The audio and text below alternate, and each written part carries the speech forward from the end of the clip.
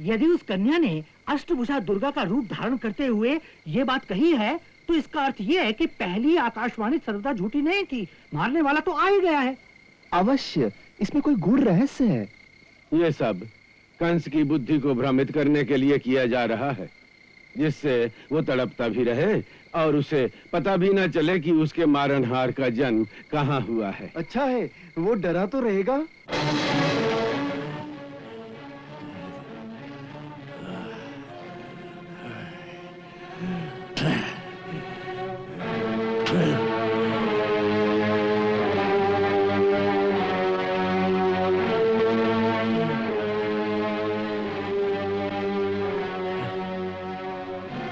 एक आकाशवाणी झूठी हो सकती है, दूसरी आकाशवाणी झूठी नहीं हो सकती।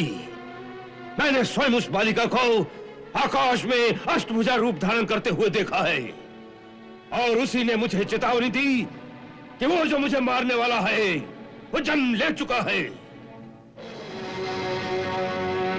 इसका अर्थ ये है कि पहली आकाशवाणी भी सच्ची थी, और इसका यह भी अर्थ है कि अवश्य हमारे साथ कोई छल किया गया है, अन्यथा 8वें गर्भ में कन्या कैसे आ सकती थी? और यदि हमारे साथ छल किया गया है, तो इस छल में अवश्य हमारे किसी आदमी ने सहायता की होगी। अतः सर्वप्रथम हमारी आज्ञा है कि कन्या जन्म की उस रात्रि में जो भी कारागार में पहरे पर थे, उन सबको आज ही हाथियों के पैरों तले सारी प्रजा के सामने कुचलवा दिया जाए, जिससे हमारे समस्त सेवकों को यह ज्ञात हो जाए कि महाराज कंस के साथ विश्वासघात करने का क्या फल होता है। महाबली धेनुक। जी महाराज। ये कार्य तुम्हें आज ही संपन्न करना होगा। जो आज्ञा महाराज।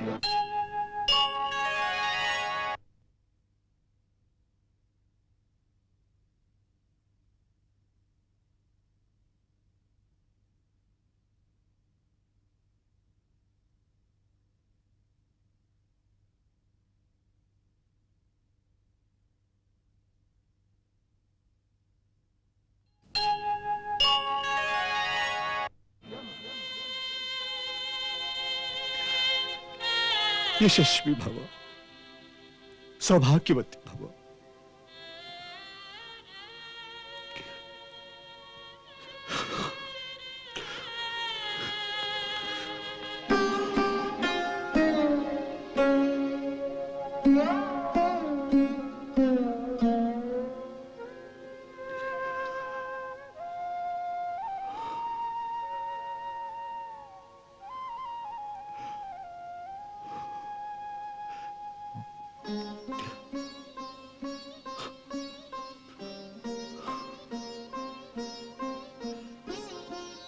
वसुदेव, तुम्हारे जैसा पुत्र और देवकी जैसी पुत्र वधू को पाकर हम धन्य हो गए हैं। तुम्हारे कारण हमारा गौरव बढ़ गया है। ऐसी घोर विपत्ति को तुमने जिस धैर्य और गरिमा के साथ सहन किया है, वो सराहनीय है। अपने धर्म पर दृढ़ रहकर तुमने अपने संतान की बलि देकर भी अपने सत्य वचन का जिस प्रकार पालन किया है, उसे देखकर स्वर्ग में हमारे पूर्वज भी गर्व से सिर उठाकर चलते होंगे। वत्स, तुमने कुल का नाम उज्जवल करके अपना पितृ ऋण चुका दिया है।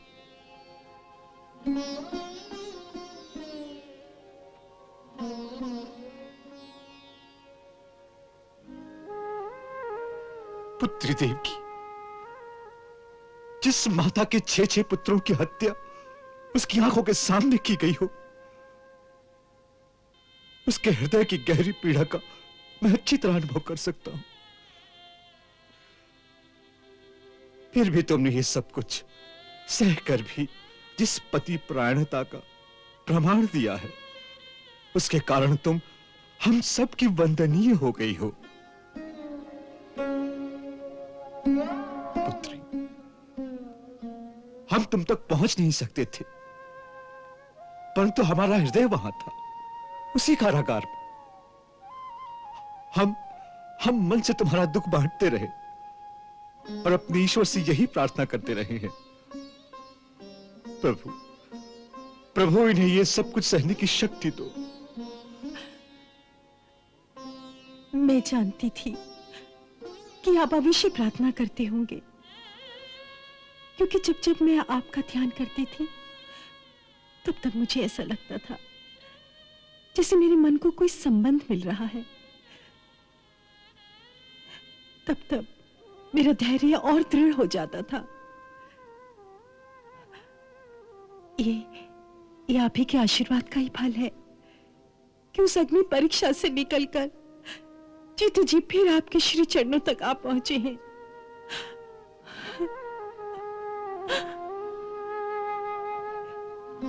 पिताश्री, भगवान जी तो आपकी बात सुनते हैं। उनसे कहिए कि किसी माता को वो न देखना पड़े जो मुझे देखना पड़ा।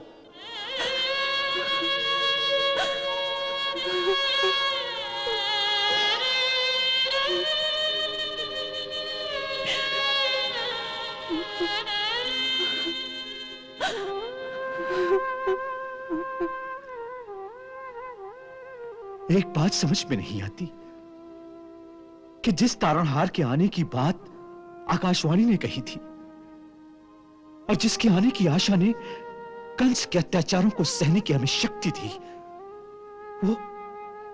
वो अष्टम गर्भ में क्यों ना आए? महाराज,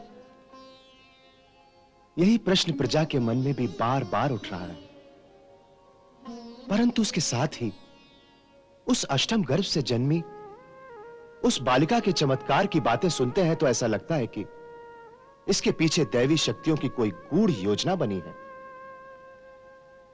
इसका समाधान हम संसारी लोग नहीं कर सकते हैं। इसका रहस्य गुरुदेव महर्षि गर्ग ही बता सकते हैं। जैसे उन्होंने मुझे यह रहस्य बताया था कि 7वें बालक के समय भाभी का गर्भपात क्यों हो गया। रहस्य? कैसा रहस्य? कुमार वसुदेव, मैं कारागार में आपको इसकी सूचना देने वाला था, फिर? परंतु उस समय उन्होंने मुझे आपको बताने से मना कर दिया था। परंतु क्यों? उन्होंने कहा था कि उचित समय आने पर वो आपको सब कुछ बता देंगे। मुझे विश्वास है कि प्रातः जब हम उनके दर्शनों को जाएंगे तो वो आपको सब कुछ बता देंगे। मैं तो इतना ही कह सकता हूं कि वो गर्भपात नहीं था, एक दैवी चमत्कार था।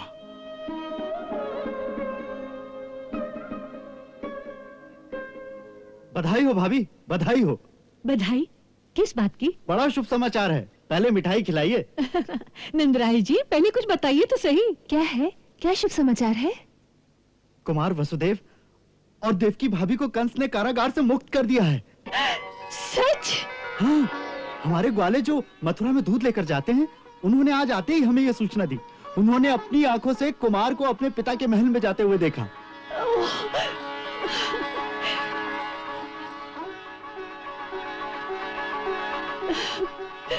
प्रभु, तेरा कोटि कोटि धन्यवाद, कोटि कोटि धन्यवाद। ये सब देवी माता की कृपा है। हे देवी मैया, मैं तेरे नाम पे 100 गाय दान करने का संकल्प करती हूँ।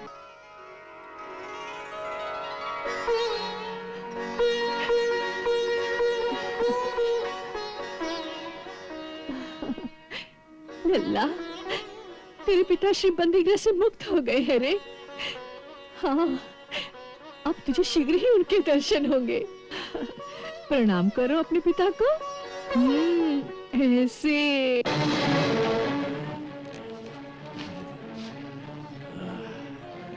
प्रलंब, केशिन, अरिष्ट और चाणूर। जी महाराज। देवी के कथन से यह बात सिद्ध हो चुकी है कि देवताओं ने हमें मारने की कोई योजना बनाई है। हमारे गुप्तचरों का कहना है कि सारे नगर में इसी बात की चर्चा है कि हमें मारने वाला जन ले चुका है। हमारे शत्रुओं ने इस बात को फैलाया होगा। वो समझते हैं कि इस बात से मैं भयभीत हो जाऊंगा, परंतु वो ये नहीं जानते कि संकट आने पर कंस की शक्ति दुगनी हो जाती है।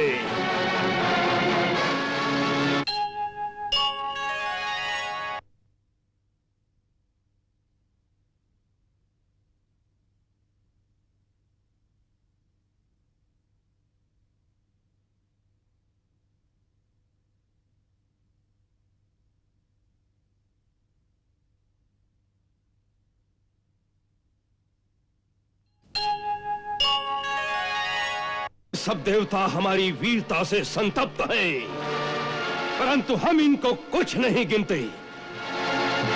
देवताओं का राजा इंद्र अल्पवीर है, बाकी रहे 3। एक तपस्वी ब्रह्मा, दूसरा बनवासी शिव और तीसरा मायावी विष्णु। इनमें से कोई भी समर भूमि में मेरे सामने आकर मेरे साथ युद्ध करने की क्षमता नहीं रखता। इनसे डरने की हमें कोई आवश्यकता नहीं।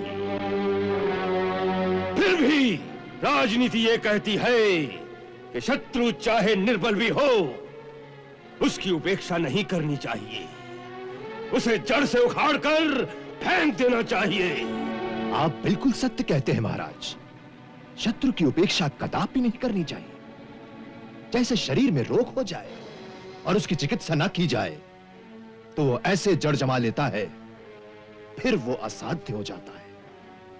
इसी तरह शत्रु को यदि ढील दी जाए तो वो अपने पांव जमा लेता है। इसीलिए हमें जो कुछ भी करना है अतिशीघ्र करना होगा। अतिशीघ्र करना चाहिए, किंतु क्या करना चाहिए? मेरे विचार में सबसे पहला काम हमें यह करना चाहिए कि बड़े बड़े नगरों में, छोटे छोटे गांवों में, अहिरों की बस्तियों में, मथुरावासियों के महलों में, चाहे वन की झोपड़ियों में, जहां जहां भी पिछले 10 दिनों में जो भी बच्चे पैदा हुए हों, उन सबको मार डालना चाहिए। हाँ, सबको मार डालना चाहिए। 10 दिन के चक्कर में मत पड़िए चाणूर जी। मैं तो कहता हूँ पिछले 2 महीनों में जितने बच्चों ने जन्म लिया है उन सबको मार डाला जाए। हाँ, ये भी ठीक है। सुना तुमने सेनापति? हमारे राज्य में 2 महीने से कम आयु वाला कोई भी बालक जीवित नहीं रहना चाहिए। जो आज्ञा महाराज। कहीं यज्ञों की अग्नि ना जले, पूजा की घंटियां ना बजें, वेद मंत्रों की ध्वनि और नन्हे बालकों की आवाज सुनाई न दे। सुनाई दे केवल क्रंदन, ब्राह्मणों का, तपस्वियों का और मरे हुए बालकों की माताओं का क्रंदन। क्रंदन, केवल क्रंदन।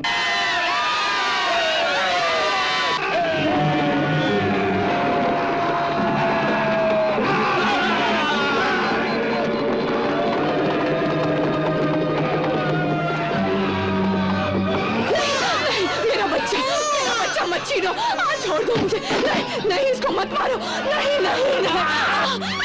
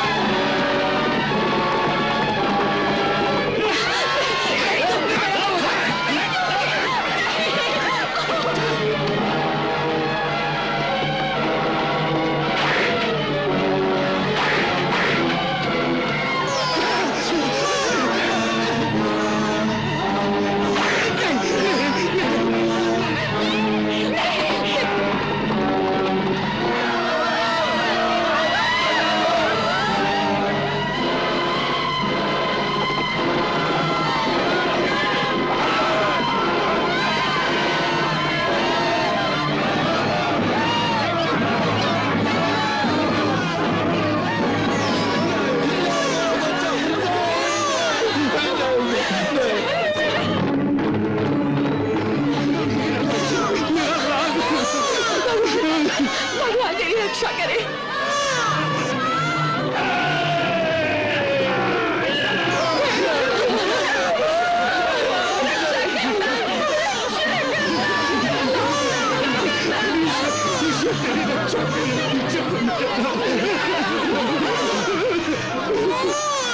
मैंने तुझे जन्म दिया पर तेरा पालन मेरे भाग्य में नहीं है।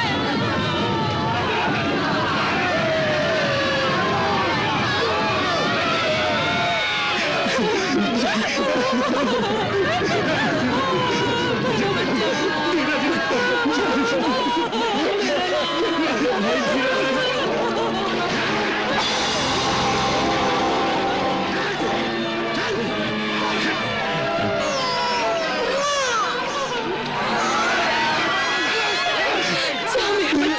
बच्चा,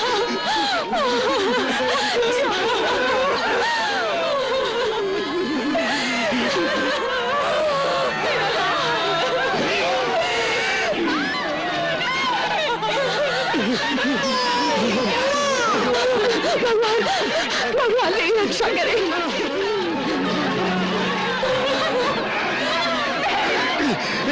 मैंने अपने बच्चे को तुम्हारी तलवार से बचा लिया है।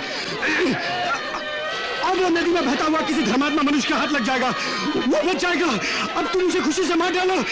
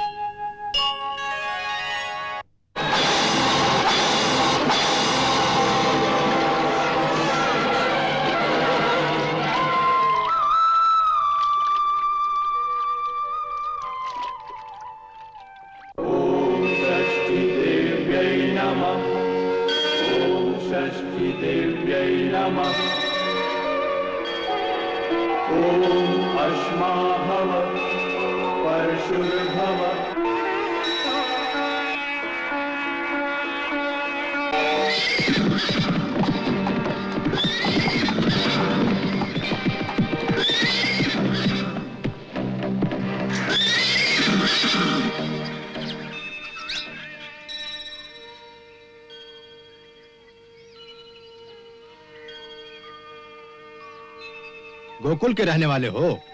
हाँ। पिछले 10-15 दिनों में कोई बालक तो पैदा नहीं हुआ वहां? हाँ हुआ है। कब? यही कोई 6 दिन हो गए। वो देखो, मंदिर की घंटियां सुनाई नहीं देती। आज उसकी छठी की पूजा है। आज उसकी छठी है, तो छठी का दूध ही उसका अंतिम भोजन होगा। चलो, उसका खेल खत्म करें। क्या कह रहे हो? तुमने सुना नहीं? महाराज की आज्ञा है कि इस राज्य में पैदा होने वाले हर नवजात शिशु की हत्या कर दी जाए। क्या कहा? बालकों की हत्या करने आए हो? उस पर हमारे गोकुल के राजकुमार की? यदि ऐसी बात करोगे तो यहां से जिंदा नहीं जाओगे। आओ।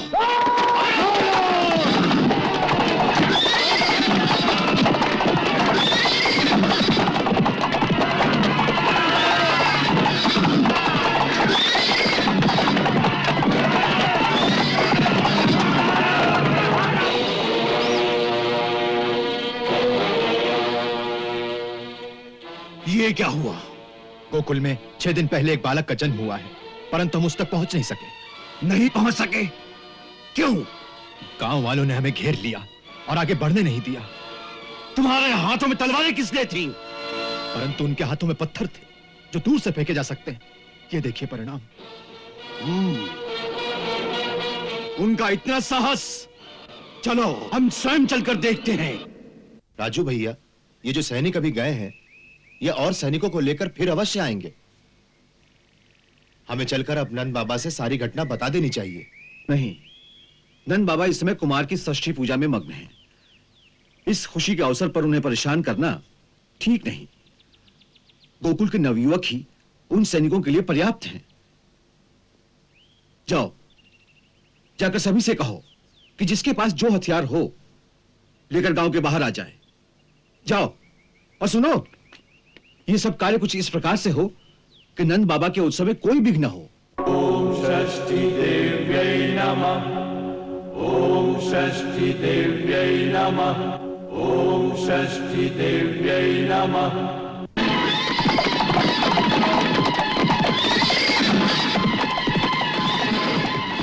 ओम अश्मा भव परशुर्भव हिरण्यमस्तृतं भव।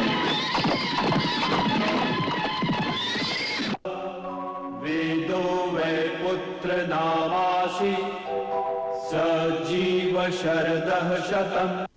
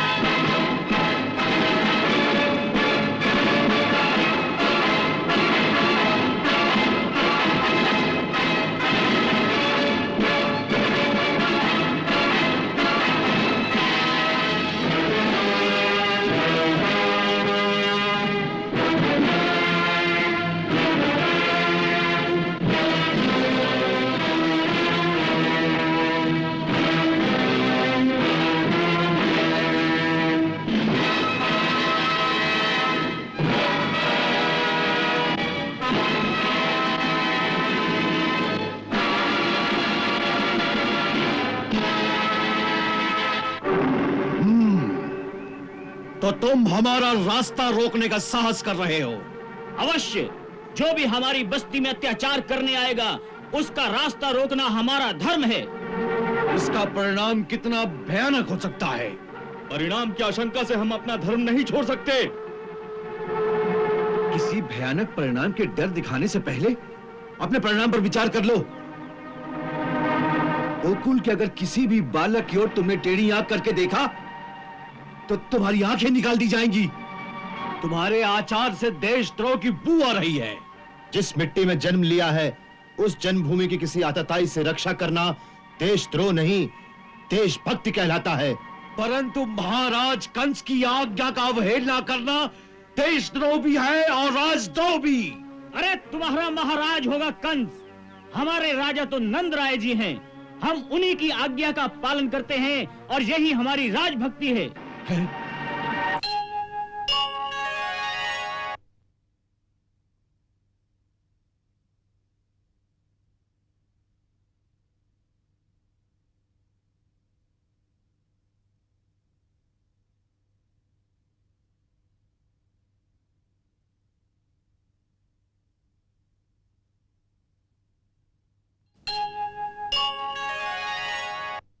और जिस नवजात बालक की हत्या करने तुम गोकुल आए हो वो हमारे राजा नंदराय जी का ही पुत्र है। तुम अपनी इच्छा से यहां पर नहीं आए, तुम कंस की आज्ञा के अधीन हो, इसलिए तुम्हारी विवशता पर दया करके हम तुम्हें जीवित छोड़ रहे हैं। परंतु उस आताताई से जाकर यह कह देना कि गोकुल के ग्वालों ने भी चूड़ियां नहीं पहन रखी हैं। यदि फिर से उसने अपने सैनिकों को यहां पर भेजा तो हम उसके टुकड़े टुकड़े करके यमुना में बहा देंगे।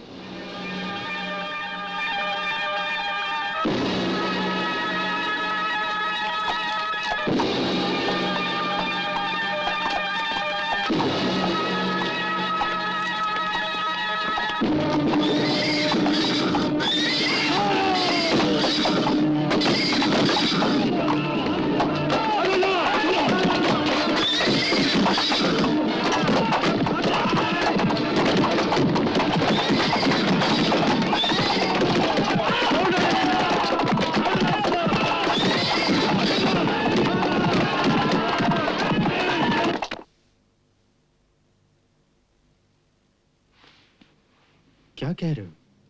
सेना को भगा दिया? वो जसोदा काकी के लल्ला को मांग रही थी। क्यों? क्योंकि वो उसका वध करना चाहते थे। लल्ला, वो सैनिक ऐसा क्यों कह रहे थे? क्योंकि उनके राजा ने आज्ञा दी थी कि पिछले 1 महीने में जितने भी बच्चे पैदा हुए हैं सबको मार डाला जाए।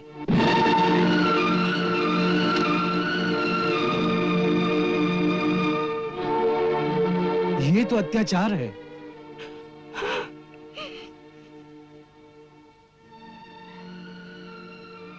वास्तव में वो देवकी की अष्टम संतान की प्रतीक्षा में था और वहां हुई कन्या, उसने भी पैदा होते ही अष्टभुजा रूप धरकर यही कहा था कि तेरा काल कहीं और जन्म ले चुका है। इससे वो बौखला उठा है और इसीलिए हर नवजात शिशु की हत्या करने पर तुला हुआ है वो। अब हमारे लल्ला पर उसके सैनिकों की दृष्टि पड़ गई है। मुझे और मेरे पुत्र को किसी दूसरे राज्य भेज दीजिए, मैं यहाँ नहीं रहूंगी। जसोदा काकी, इस प्रकार हमारा अपमान मत करो। कंस के हाथ चाहे जितने भी लंबे हों, परंतु हमारे रहते वो हमारे गोकुल के राजकुमार तक नहीं पहुंच सकते। वो सारे गोकुल को उजाड़ देगा। वो परम शक्तिशाली है। नहीं यशोदा, नहीं, वो परम शक्तिशाली नहीं है। एक आतताई शक्तिशाली हो सकता है, परंतु परम शक्तिशाली तो केवल धर्म होता है, और धर्म जिसके साथ है जीत उसी की होती है। वैसे भी गोकुल पर आंख उठाने से पहले उसे 100 बार सोचना होगा। आज हमारे ग्वालों ने उसे ठीक समय पर चेतावनी दे दी है।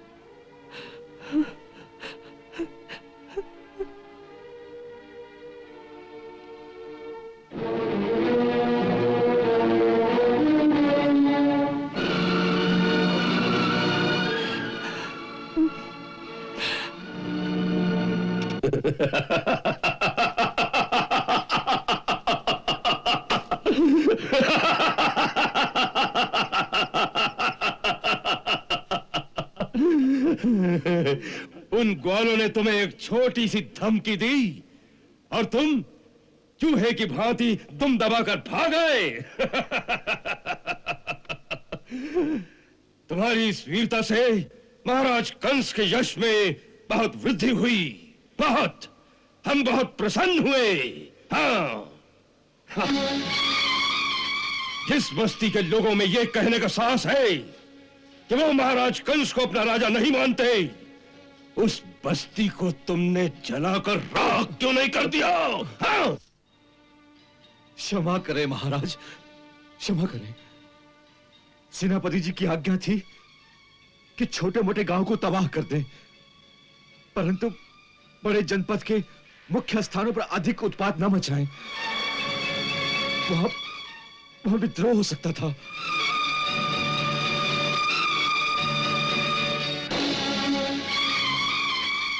क्या ये सत्य है सेनापति? जी महाराज, महामंत्री की ऐसी ही आज्ञा थी। क्षमा करें महाराज, ये मत केवल मेरा ही नहीं, सारे सभासदों का है। हाँ, कंस के सभासदों का यह अधिकार कब से हो गया कि वो कंस की आज्ञा की अवहेलना कर सके? हाँ?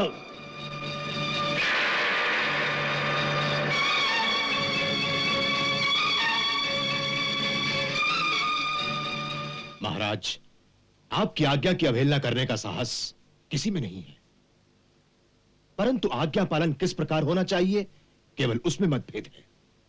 हम समझे नहीं चाणूर। महाराज, पिछले 1 माह में जो बालक जहां जहां पैदा हुआ है उसकी हत्या होनी चाहिए, परंतु जैसे आम आदमी के बालक की हत्या कोई भी सैनिक कर सकता है, वैसा व्यवहार हमें समाज के विशिष्ट लोगों के साथ नहीं करना चाहिए। उस पर नंदराय जैसे सामंत के साथ तो, जो ग्वालों के एक शक्तिशाली कबीले का सरदार है, आपको विशेष रूप से खुले विरोध का प्रदर्शन ना करके एक गहरी कूटनीति का प्रयोग करना चाहिए। मेरे मत में हमारे सैनिकों का इस प्रकार गोकुल जाना ठीक नहीं होगा, क्योंकि यदि उनके मन में कोई संशय आ गया तो आप जानते हैं कि वो पांचाल नरेश से भी सहायता मांग सकते हैं। वसुदेव की बहन कुंती के द्वारा वो हस्तिनापुर से भी सहायता ले सकते हैं। हाँ महाराज, हमें नंद जैसे एक प्रमुख सामंत को किसी दूसरे राजा के साथ गठजोड़ करने का अवसर नहीं देना चाहिए। वैसे भी बाल हत्याओं के कारण इस समय सारे राज्य का वातावरण शोकित है।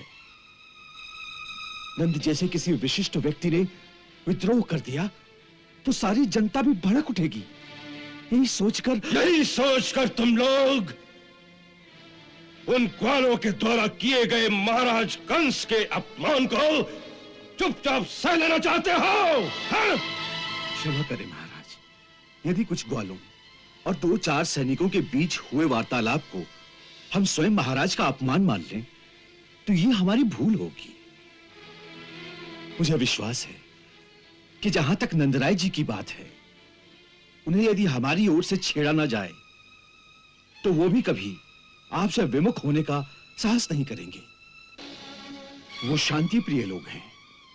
उनकी जन्म प्रथा के अनुसार पुत्र जन्म के अवसर पर उचित भेंट लेकर राजा के दरबार में अवश्य आना चाहिए। हाँ, आना चाहिए। उन्हें राजा का आशीर्वाद पाने के लिए भेंट लेकर अवश्य आना चाहिए। फिर क्यों नहीं आए वो लोग? आना चाहिए था और मुझे विश्वास है कि वो अवश्य आएंगे, परंतु उसके लिए हमें उपयुक्त वातावरण बनाना चाहिए। उनके मन से यह आशंका मिटा देनी चाहिए कि महाराज उनसे क्रोधित हैं।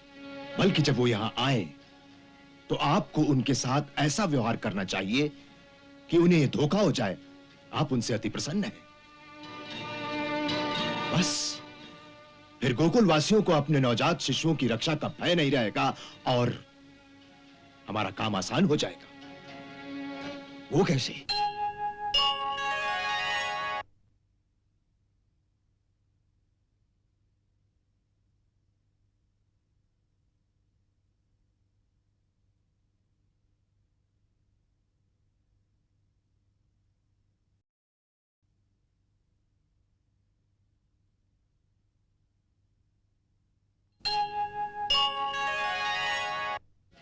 महाराज, गोकुल के इलाके में पिछले दिनों जितने भी बच्चे पैदा हुए हैं, नंदराय के पुत्र समेत, उन सबको मारने के लिए हमें अपने खुले बंधु सैनिकों को नहीं भेजना चाहिए।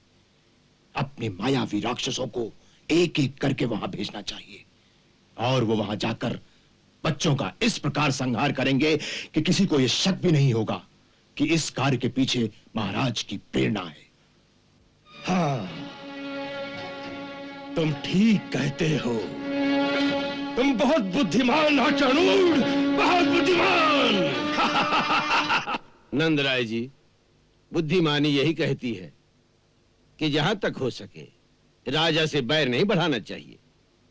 इसीलिए मैं बड़े भैया देवदत्त की बात से सहमत हूं कि प्राचीन प्रथा के अनुसार नंदराय जी को पुत्र जन्म के अवसर पर राजा से आशीर्वाद पाने के लिए उपयुक्त भेंट लेकर महाराजा कंस की सेवा में अवश्य जाना चाहिए। मैं इस बात से सहमत हूं। वो बालक मेरा है, मेरा एक पुत्र कंस के हाथों बचकर जीवित रह गया। गुरुदेव, ये रहस्य बताकर आपने मेरे मन की सूखी खेत को अमृत जल से सींचकर जैसे उसे फिर से हरा भरा कर दिया है। अक्रूर जी, यदि आपको इस रहस्य का ज्ञान था तो कारागार में आपने ऐसी सुखद सूचना क्यों नहीं पहुंचाई? कुमार वसुदेव, गुरुदेव ने उसके लिए विशेष रूप से मना कर दिया था। क्यों गुरुदेव?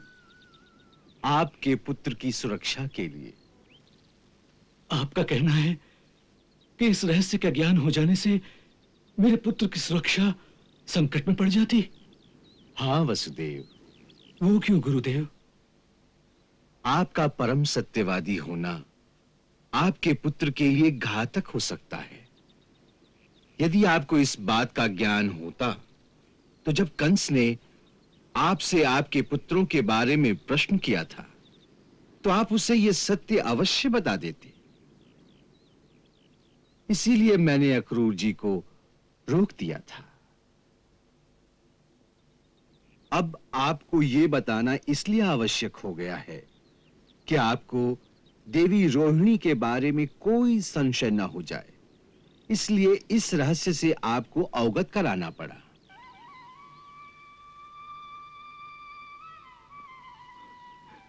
गुरुदेव, आपने मेरे ही कारण मेरे पुत्र को विनाश से बचा लिया। इसके लिए आपको कोटिश धन्यवाद गुरुदेव, कोटिश धन्यवाद। इसी प्रकार कुछ और भी गूढ़ रहस्य हैं जिन्हें योग माया ने आपके स्मृति पटल से कुछ काल के लिए मिटा दिया है। हाँ, पर कोई चिंता न करें, उचित समय आने पर इन सब रहस्यों का अनावरण स्वयं ही हो जाएगा। तब तक के लिए हमारा आपको यही आदेश है कि आप जितना जानते हैं यथासंभव उसकी चर्चा अपनी जिह्वा से कभी ना करें। इन्हीं में सबका कल्याण होगा।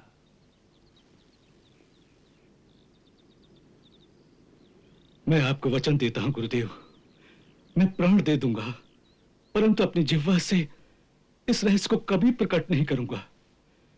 मैं देवी देवकी को भी यही समझा दूंगा।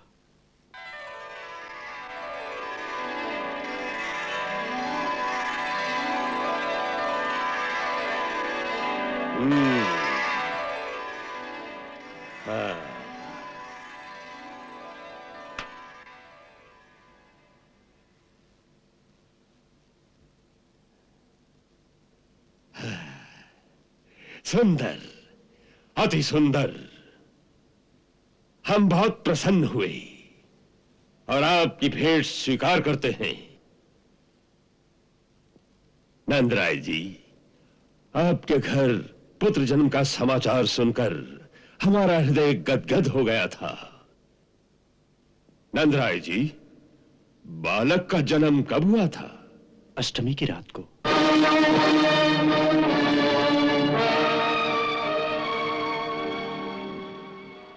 आपको हमारी ओर से बधाई है। इस अनुकंपा के लिए हम आपके आभारी हैं महाराज। अपने बालक के लिए महाराज का आशीर्वाद प्राप्त करने की आशा लेकर ही हम आपकी सेवा में उपस्थित हुए हैं। अवश्य अवश्य, ब्रजराज के उत्तराधिकारी को हमारा आशीर्वाद अवश्य प्राप्त होगा।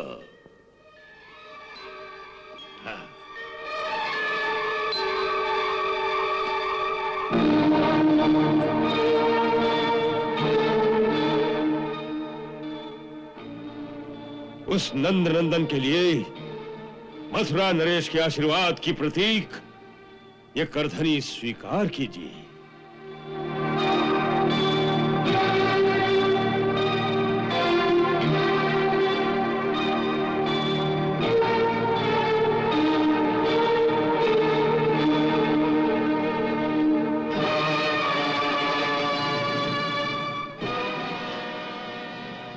महाराज का हृदय कितना विशाल है। आज आपने अपने सेवक का मान बढ़ा दिया। नहीं नंदराय जी, नहीं। हम अपने सामंतों को सेवक नहीं, अपना साथी समझते हैं। मथुरा के दरबार में सभी गोकुलवासियों को बड़े आदर से देखा जाता है। आप लोग तो हमारे राज्य की समृद्धि के प्रतीक हैं। हमें कोषाध्यक्ष से पता चला है कि आज ही आप सबने अपना वार्षिक कर राज्य कोष में जमा करा दिया है। आपकी इस कर्तव्य निष्ठा और राज्य भक्ति से हम बहुत प्रसन्न हैं। वैसे भी नंदराय जी के लिए हमारे मन में बड़ा मान है। आप हमारे बहनोई कुमार वसुदेव के रिश्ते में भाई होते हैं। अतः इसी कारण भी हम आपको अपना बड़ा भाई ही मानते हैं। यह आपकी उदारता है महाराज। मथुरा में आकर आप कुमार वसुदेव से तो मिले ही होंगे? जी नहीं, हम गोकुल से सीधे आपकी सेवा में उपस्थित हुए हैं। आपसे आज्ञा लेने के पश्चात ही हम वसुदेव जी से भेंट करने जाएंगे। अवश्य जाइए, हमारी ओर से आज्ञा है। हम जानते हैं हमारे लिए देवकी और वसुदेव के मन में रोष अवश्य होगा। हो सके तो उन्हें समझा बुझाकर शांत कीजिए। जो हुआ वो आकाशवाणी के कारण हुआ। आत्मरक्षा के लिए हम विवश थे। अंत में वो आकाशवाणी भी झूठी सिद्ध हुई। अतः जो हुआ उसके लिए हमें बहुत खेद है और इसी कारण हमें स्वयं उनको मिलने में बहुत संकोच हो रहा है। मैं ये सब कुमार से अवश्य कह दूंगा। अच्छी बात है। आप यात्रा से थक गए होंगे। अतिथि गृह में आपके विश्राम की पूरी सुविधा कर दी गई है। जो आज्ञा महाराज। आप विश्राम करें।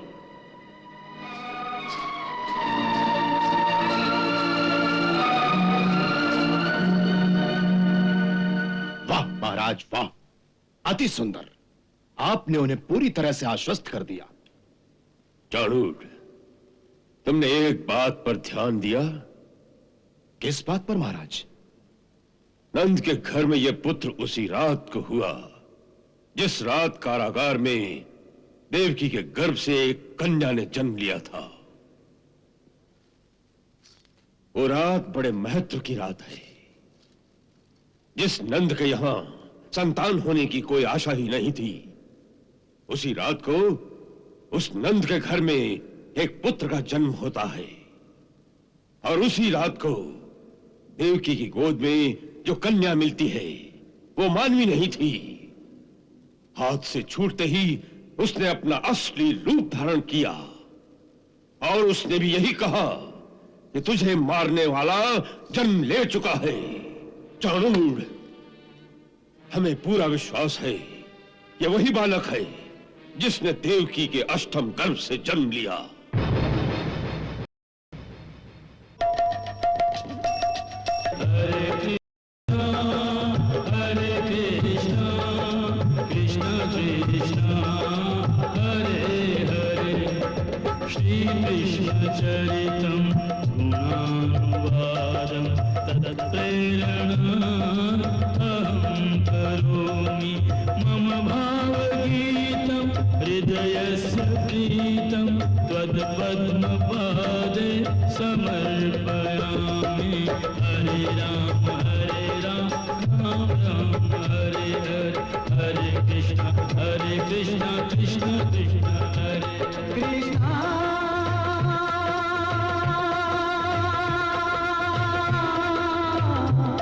Krishna